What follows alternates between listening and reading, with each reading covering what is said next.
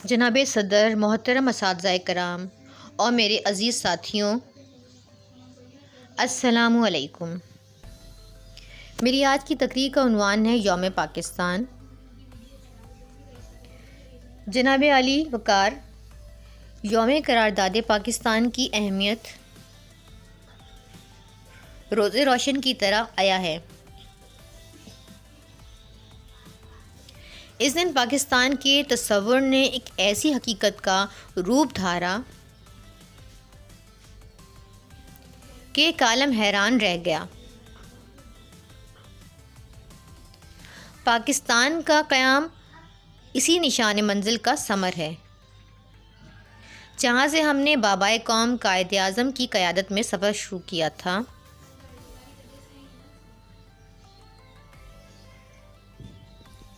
اور اپنا زمانہ آپ بناتے ہیں اہل دل، اور اپنا زمانہ آپ بناتے ہیں اہل دل، ہم وہ نہیں کہ جن کو زمانہ بنا گیا۔ ہماری تاریخ بھی تحریک قیام پاکستان کے شہیدوں اور جانثاروں کی طرف سے کبھی آنکھیں بند نہیں کر سکتی۔ پاکستان ایک ایسا اچھا اور خوبصورت ملک ہے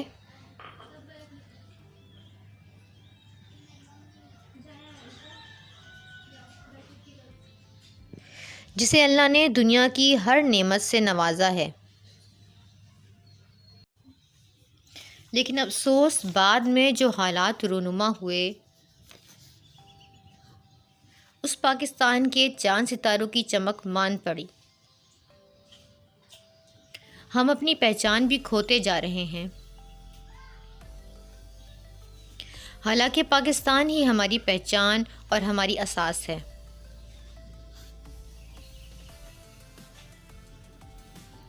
قائد اعظم پاکستان کو دنیائے اسلام کی جدید ترین فلاحی ریاست بنانا چاہتے تھے،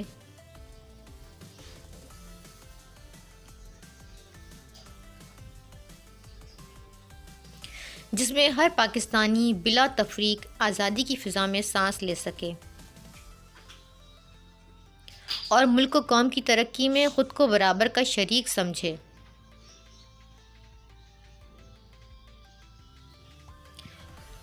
وطن کی پاسبانی جاں و ایماں سے بھی افضل ہے، وطن کی پاسبانی جاں و ایماں سے بھی افضل ہے، میں اپنے ملک کی خاطر کفن بھی ساتھ رکھتا ہوں۔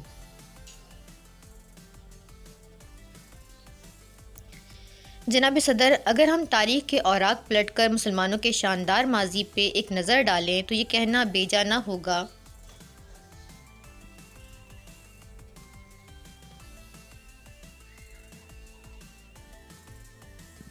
کہ ہم جو اسلام اور کلمے کی بنیاد پر ملک حاصل کر کے بیٹھے ہیں،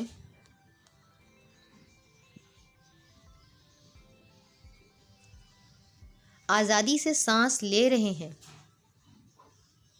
اور پھر اسی ملک کو توڑنے کی باتیں بھی کرتے ہیں،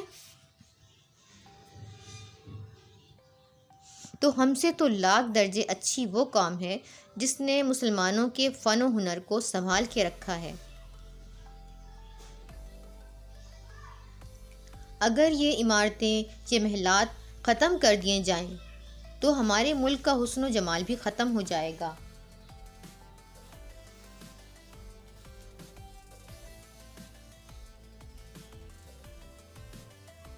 مسلمانوں کے دور میں جتنی بھی تعمیرات ہوئیں، انہوں نے ان کو آج تک حفاظت سے رکھا ہوا ہے، چاہے وہ قصر الحمرا ہو یا جامع مسجد قرطبہ۔ اور جامع مسجد قرطبہ کی تو یہ بات ہے کہ وہاں جس دن مسلمانوں کی حکومت کا خاتمہ ہوا،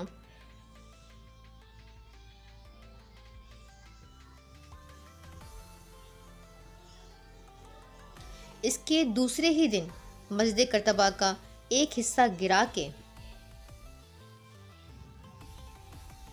فوراً چرچ کا افتتاح کیا گیا کہ کہیں کوئی مسلمان آ کر یہاں نماز نہ پڑھ لے۔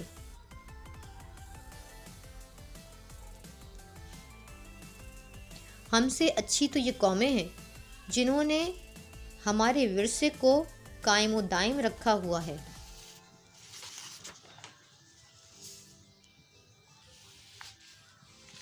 ایک ہم ہیں کہ اپنا ملک ہوتے ہوئے بھی اس کی صحیح طرح سے حفاظت نہیں کر پا رہے ہیں، اور بھول رہے ہیں کہ پاکستان ہی ہماری اصل پہچان ہے۔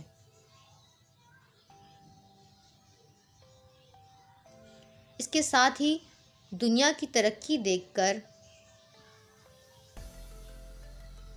حیرت ہوتی ہے۔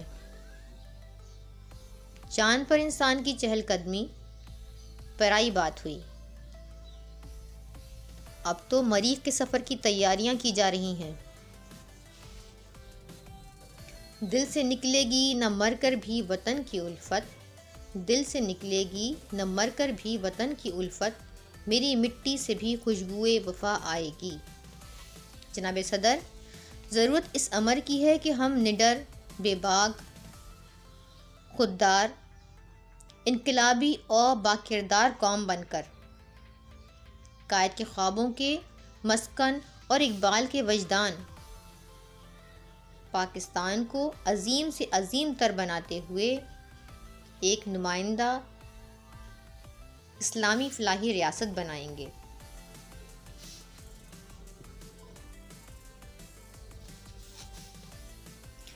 بر صغیر پاک و ہند کے مسلمانوں کے لیے یہ دن بہت اہم ہے۔ انگریز اور ہندو سامراج کے خلاف ایک عزم کا اعلان ہے۔ اقبال کے خواب کو حقیقت روشناس کرانے کا اعلان، شیر بنگال کا نعرہ، قائد اعظم محمد علی جناح کی قیادت میں ایک علیحدہ ملک کا قیام۔ علیحدہ ملک کے قیام کا مطالبہ 7 سال کی مسلسل کوششوں سے بے لوث و بے باک قیادت سے لاکھوں جانوں اور عصمتوں کی قربانیوں سے حاصل ہوا۔ مملکت خداداد اسلامی جمہوریہ پاکستان۔ خدا کرے میری ارض پاک پہ اترے وہ فصل گل جسے اندیشہ زوال نہ ہو، یہاں جو پھول کھلے وہ کھلا رہے برسوں، یہاں خزاں کو بھی گزرنے کی مجال نہ ہو، یہاں جو سبزہ اگے وہ ہمیشہ سرسبز رہے، اور ایسا سبز جس کی کوئی مثال نہ ہو۔ ہر ایک فرد ہو تہذیب و فن کا اوج کمال، کوئی ملول نہ ہو، کوئی خستہ حال نہ ہو۔